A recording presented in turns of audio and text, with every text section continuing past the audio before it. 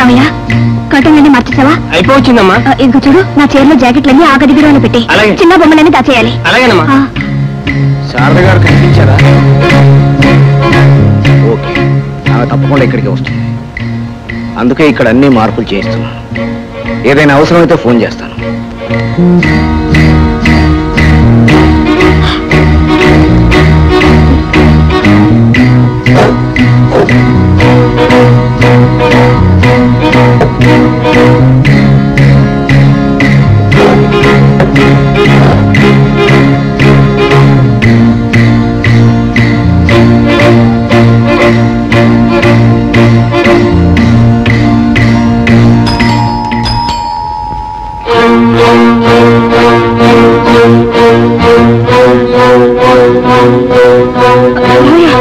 ఒక క్షణం, నేను పైకి వెళ్ళి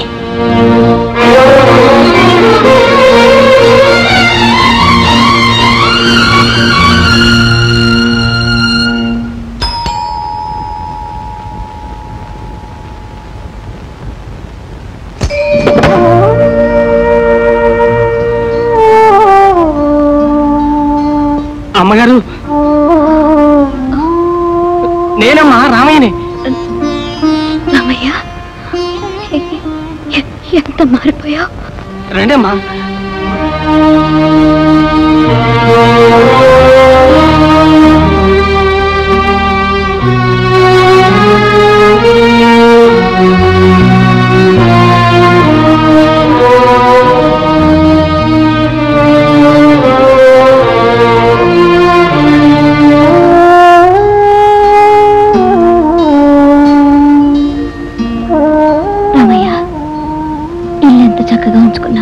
నాదే ఉందమ్మా, అంతా చిన్నమ్మగారే చూసుకుంటున్నారు. చిన్నమ్మ? అదేనమ్మా, రాధమ్మ గారు. రాధ ఇక్కడ ఉందా? నాన్నగారితో వచ్చారు, నాన్నగారు వెళ్ళిపోయారు, రాధమ్మ గారు ఇక్కడే ఉండిపోయారు.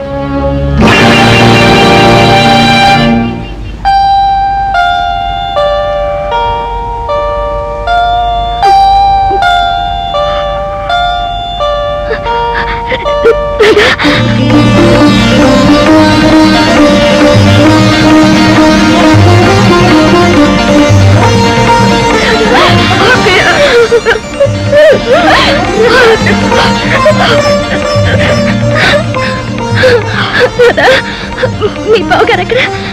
బావగారు ఎలా ఉన్నాడు? వాడు వాడు చాలా మారిపోయి ఉంటాడు కదా. వాడు ఇంకా అల్లరి చేస్తున్నాడా? వాడికి ఏమి గుర్తుందా? వాడు నా గురించి అడుగుతుంటాడా? ఆయన సాగర్ వైజాగ్ వెళ్ళారక్కయ్య. వైజాగ్? అవునక్కయ్య, సాగర్కు పెళ్లి నిశ్చయం చేసుకురావడానికి. సాగర్కి పెళ్ళ? సాగర్కి పెళ్ళ? నా బిడ్డ అంత పెద్దవాడయ్యాడా? నా బిడ్డ అంత పెద్దవాడయ్యాడా? నా బిడ్డ అంత పెద్దవాడు. అయితే ఊరు ఈ రోజే వెళ్ళక తప్పదంటారు? తప్పదండి, మా వైఫ్ బర్త్డే. వింటున్నావా సాగర్? నువ్వు కూడా మీ డాడీ లాగే ఉండాలి. ఒక్కప్పుడు తీసుకోండి. అలవాటు లేదా? థ్యాంక్స్. అలవాటు లేని పనులేవి చేరనుకుంటా మల్లుడు గారు. మరి రేపు పెళ్లి చేసుకోబోతున్నాడు, ఆ అలవాటు ఉందని మెల్లుడు గారిని అడగండి. ఎంతకే పెళ్లి ఎక్కడ చేయాలనుకుంటున్నారు? మాకేమో ఇక్కడే చేయాలని ఉంది, మా బంధువులు కూడా ఇక్కడే ఉన్నారు. మీరేమంటారు? ఓకే అంటాను. ఏమిటో ఆ తొందర? ఐఎమ్ సారీ, మా డాడీ ఓకే అంటారండి. ఏం డాడీ? రాధా, కాస్త కుంకుమ పట్టాలి.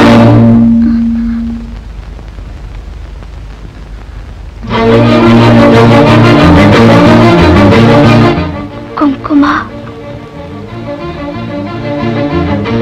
Sorry Radha, sorry. పొరపాటున నిన్ను కుంకుమ అడిగాను. లేనిదాన్ని అడిగితే పోయేదే ఉండక్కయ్యా. ఏం పర్వాలేదు, పూజ గదిలో ఉంది, వెళ్ళి తీసుకొస్తాను.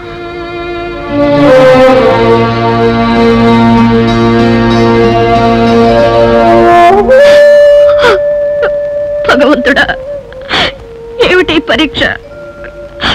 అటు అక్కయ్యను పోగొట్టుకోలేను, ఇటు మనసును చంపుకోలేను. ఈ పరిస్థితిలో నిలబడగల ధైర్యాన్ని, సహనాన్ని నాకు ప్రసాదించు తండ్రి.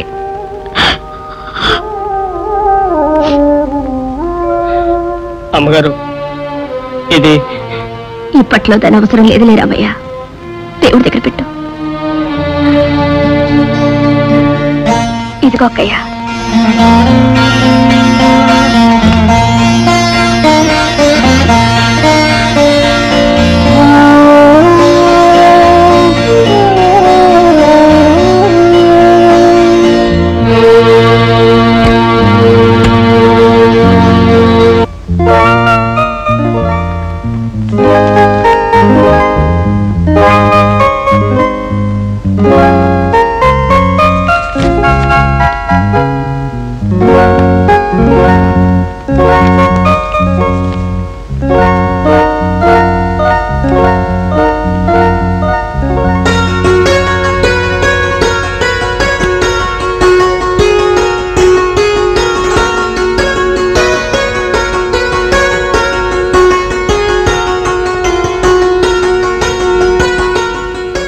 ఎవరండి మీరు?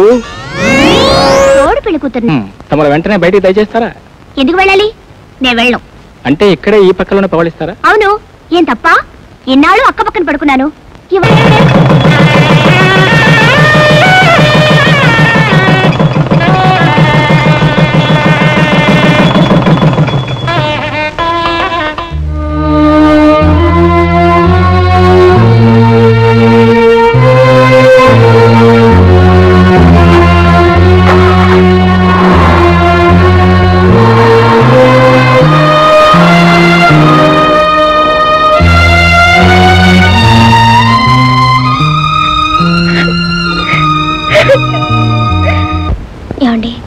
రాధ లేకపోతే ఏదో వెల్తీగా ఉందండి.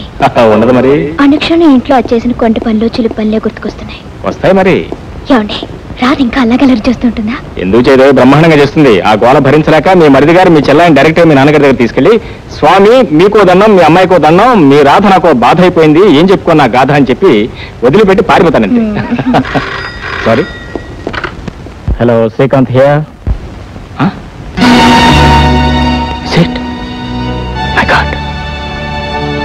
ఏంటండి?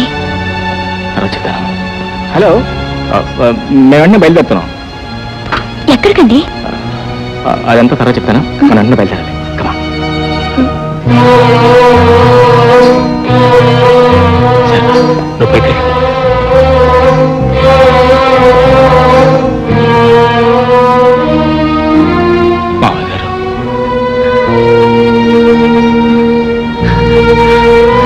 బాబు అయిపోయింది, అంతా అయిపోయింది.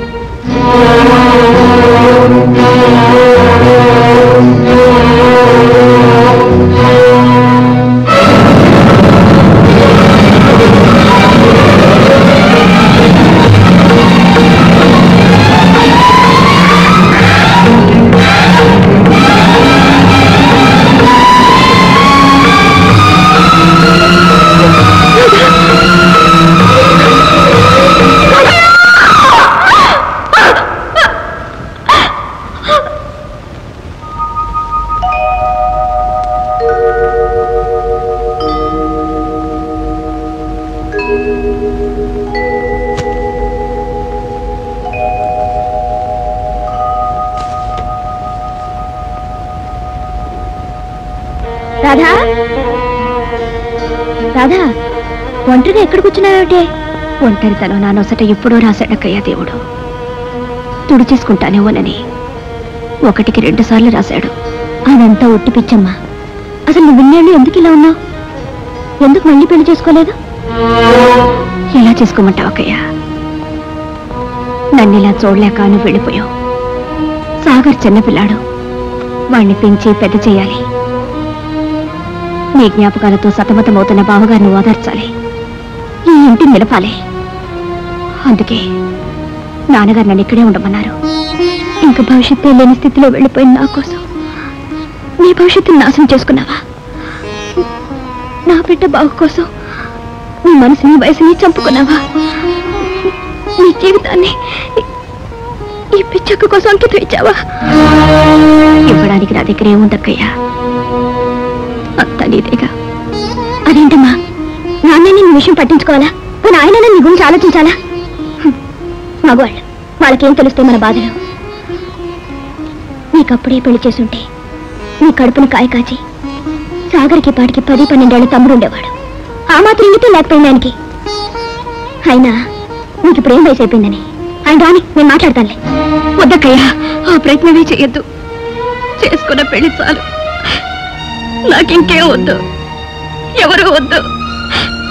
ఈ ఇంట్లో ఈ మనుషులతో 14 ఏళ్లుగా పెంచుకున్న అనుబంధాలు ఒక్కసారిగా తెంచుకోలేను. నీదైన ఈ ఇంట్లో నీ మనుషులతో నువ్వు సుఖంగా బ్రతుకుతుంటే చూస్తూ నా బ్రతుకు గడిపేయగలను. అందుకే ఈ ఇంట్లో ఒక పని మనిషికి ఇచ్చినంత చోటిస్తే చాలు, అదే నాకు 10,000. ఇంతకు మించి నాకు ఇంకే వద్దక్కయ్యా, నాకు ఇంకే వద్దు. ఏమిటి పిచ్చి? అవునక్కయ్యా, పిచ్చే. నేను పిచ్చిదాన్నే, కానీ నాకు ఆ పిచ్చిలోనే ఆనందం ఉంది. నాకది దూరం చేయకక్కయ్యా, నాకది దూరం చేయకు.